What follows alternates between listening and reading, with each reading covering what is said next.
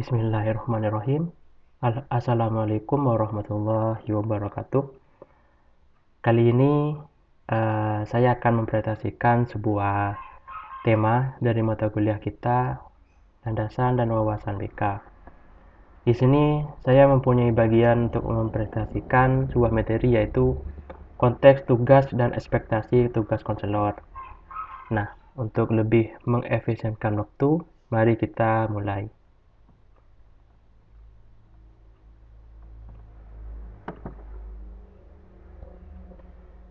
Yang pertama, kita akan mempresentasikan komponen pendidikan. Yang kedua, kompetensi konselor. Yang ketiga, wilayah kerja guru BK atau konselor. Nah, yang pertama, apa saja komponen-komponen pendidikan? Komponen pendidikan yaitu ada 7. Ya, komponen pendidikan ada 7. Yang pertama adalah pendidikan harus mempunyai tujuan. Nah, sedangkan tujuan dari pendidikan di Indonesia itu sudah tercantum lengkap dalam Pancasila dan Undang-Undang Dasar. Nah, di dalam Pancasila sendiri mempunyai poin yang pertama, yaitu pendidikan harus mengenal ketuhanan yang Maha Esa. Yang kedua, kemanusiaan yang adil dan beradab. Yang ketiga adalah persatuan Indonesia. Nah, yang keempat adalah kerakyatan dan dipimpin oleh hikmat kebijaksanaan dalam permusyawaratan perwakilan. Nah, yang sila kelima dari tujuan pendidikan yaitu adalah keadilan sosial bagi seluruh rakyat Indonesia. Jadi, pendidikan bukan hanya untuk orang-orang terpandang seperti zaman-zaman dahulu, tapi untuk semua rakyat Indonesia. Dan dalam Undang-Undang Dasar telah tercantum bahwa pendidikan itu adalah untuk mencerdaskan kehidupan bangsa. Yaitu adalah salah satu poin yang ada dalam Undang-Undang Dasar. Menginjak pada poin kedua, yaitu peserta didik atau orang yang sedang belajar. Nah, saya dan teman-teman semua juga termasuk dalam peserta didik karena kita sedang menempuh sebuah pendidikan. Nah, yang ketiga adalah komponen dari pendidikan, yaitu adalah harus ada pendidik. Pendidik itu tidak hanya seorang guru saja. Di sini dijelaskan lebih rinci, pendidik itu adalah orang dewasa. Orang dewasa itu tentunya banyak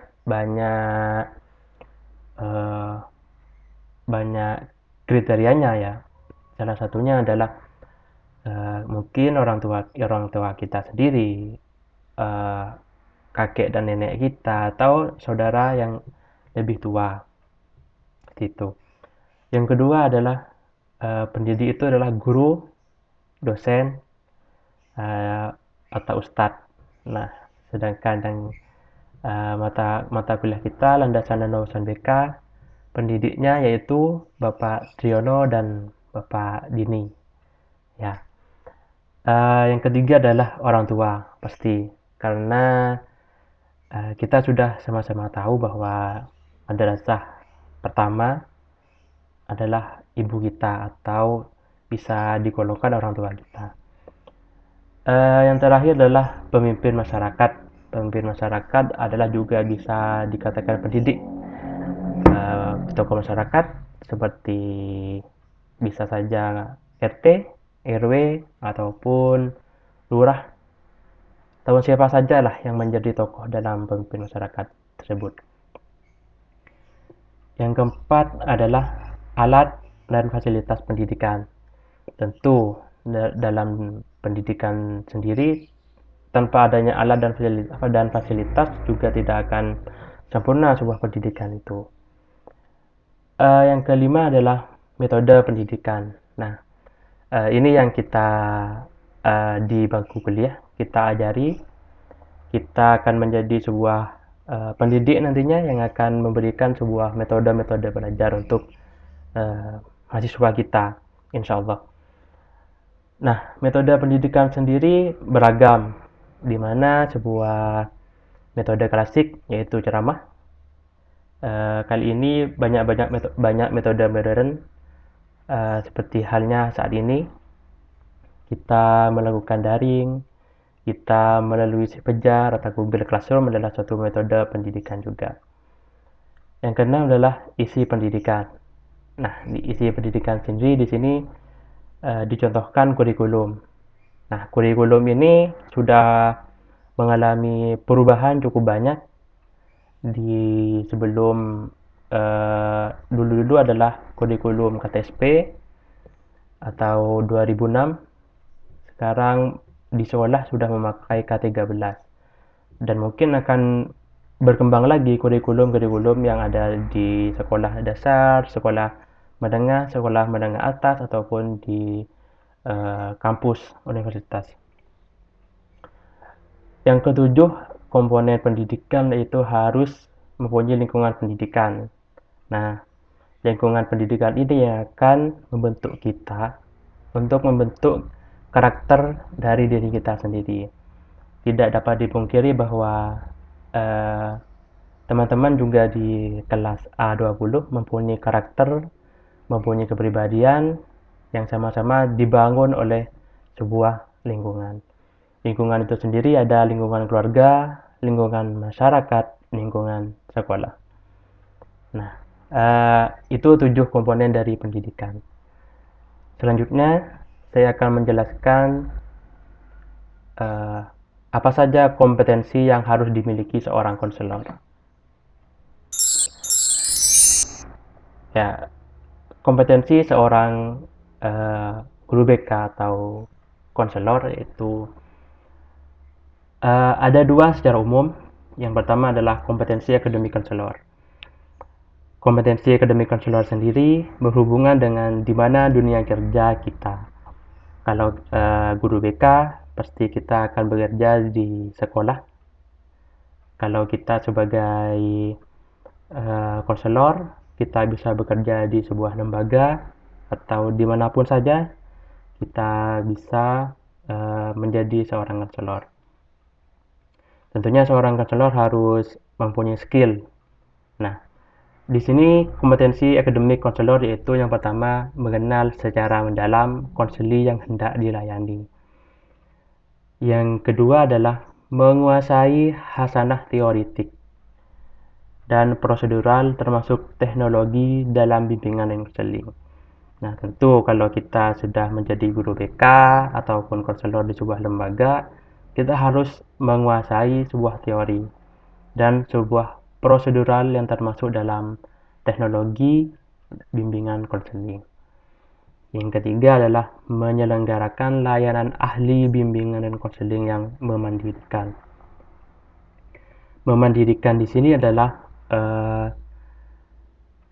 tujuan dari BK sendiri. Jadi BK itu adalah bukan polisi sekolah atau apapun yang kita sebut seorang guru pada mata pelajaran yang lain, akan tetapi guru BK mempunyai misi khusus yaitu adalah memandirikan siswa atau memandirikan seorang konseli.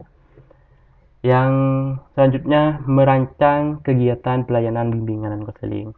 Nah, teman-teman yang sudah menjadi guru tentunya tidak asing dengan merancang kegiatan pelayanan bimbingan dan konseling.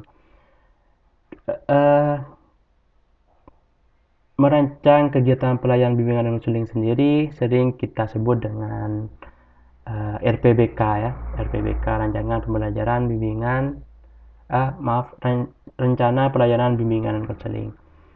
Nah, itu harus dimiliki seorang guru BK atau juga konselor. Yang selanjutnya menilai proses dan hasil kegiatan pelayanan bimbingan dan konseling. Nah, di sini kita harus memberikan evaluasi kerja untuk diri kita sendiri. Yang selanjutnya adalah mengimplementasikan kegiatan pelayanan bimbingan dan konseling. Yang terakhir adalah mengembangkan profesionalitas sebagai konselor secara berkelanjutan. Profesionalitas sendiri tergantung dalam diri kita sendiri.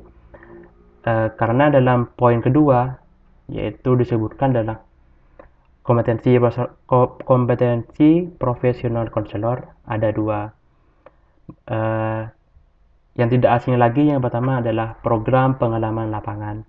Nah, kita pada saat sarjana atau S1, kita sudah melewati fase itu, di mana kita sudah mengenal lapangan, kita sudah praktik, dan sudah mengambil hikmah dari semua itu. Mengambil pembelajaran yang kita sebut adalah PPL atau program pengalaman lapangan. Nah, itu adalah sebuah pengayaan untuk diri kita, atau untuk kita memperkaya sebuah ilmu, bukan hanya teoritik.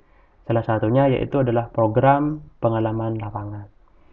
Yang kedua adalah pendidikan profesional konselor. Nah, di sini yang membuat kita berbeda. Jadi kalau misalkan kita ingin lebih profesional lagi dalam menjadi seorang konselor, kita bisa menempuh pendidikan profesional konselor, yang nantinya kita akan mempunyai titel yaitu Cons di belakang nama kita. Nah, selanjutnya, layanan wilayah layanan bimbingan konseling, yaitu yang pertama adalah layanan langsung. Nah, wilayah kerja BK sendiri yang pertama adalah layanan langsung. Layanan langsung sendiri meliputi konseling individual, konseling kelompok, bimbingan kelompok, dan juga bimbingan klasikal. Yang kelima, bimbingan kelas atau bimbingan klasikal. Yang keenam adalah konsultasi. Yang ketujuh adalah kolaborasi. Kolaborasi di sini bisa kita mix dengan guru-guru mata pelajaran yang lain, bisa dengan guru spiritual atau guru agama Islam, atau guru bisa saja. Kalau yang saya pernah temui itu adalah guru BK dengan tatib di sekolah, seperti itu. Yang kedelapan adalah alih tangan kasus. Alih tangan kasus di sini apabila kita seorang guru BK merasa klien atau siswa yang kita hadapi butuh sentuhan dari tangan intervensi dari orang lain. Misalkan kita bertemu dengan siswa yang mengalami bipolar atau penyakit kejiwaan. Nah, tentunya itu bukan ranah kita, tetapi kita harus bekerja sama atau mengalih tangan kasus ini kepada psikiater. Yang ke-9 adalah kunjungan rumah. Nah, salah satu dari layanan BK sendiri adalah kunjungan rumah, di mana kunjungan rumah ini biasa ada atau bahkan harus ada di sekolah, untuk kita guru BK mengetahui secara langsung kondisi lingkungan siswa. Yang ke-10 adalah advokasi. Yang ke-11 adalah konferensi kasus, dan 12 adalah peminatan. Nah, selanjutnya di poin 2 adalah layanan melalui media. Nah, di masa pandemi ini, guru BK dituntut untuk kreatif dalam membuat sebuah media. Media yang pertama yaitu kita bisa memakai papan bimbingan. Juga yang kedua, kotak masalah. Yang ketiga adalah leaflet. Dan keempat adalah pengembangan media bimbingan dan konseling.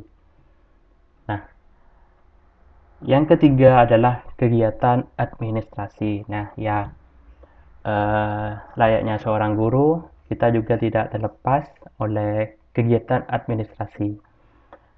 Kegiatan administrasi tersebut meliputi 1. Pelaksanaan dan tindak lanjut asesmen kebutuhan. Yang kedua, penyusunan dan pelaporan program kerja. Yang ketiga, evaluasi program bimbingan dan konseling. Dan yang keempat adalah pelaksanaan administrasi dan manajemen bimbingan dan konseling. Yang keempat adalah kegiatan tugas tambahan. Nah, jadi seorang guru BK apabila sudah mempunyai track record yang baik, bisa menambah tugas atau mempunyai kegiatan tugas tambahan, yaitu menjadi kepala atau wakil kepala sekolah. Yang selanjutnya, pembina OSIS, pembina ekstrakurikuler, pembina pramuka, atau juga bisa menjadi koordinator BK. Yang kelima, pengembangan keprofesian berkelanjutan konselor atau guru bimbingan konseling, yaitu kita bisa mengikuti sebuah seminar, workshop, pendidikan dan pelatihan, dan studi lanjut.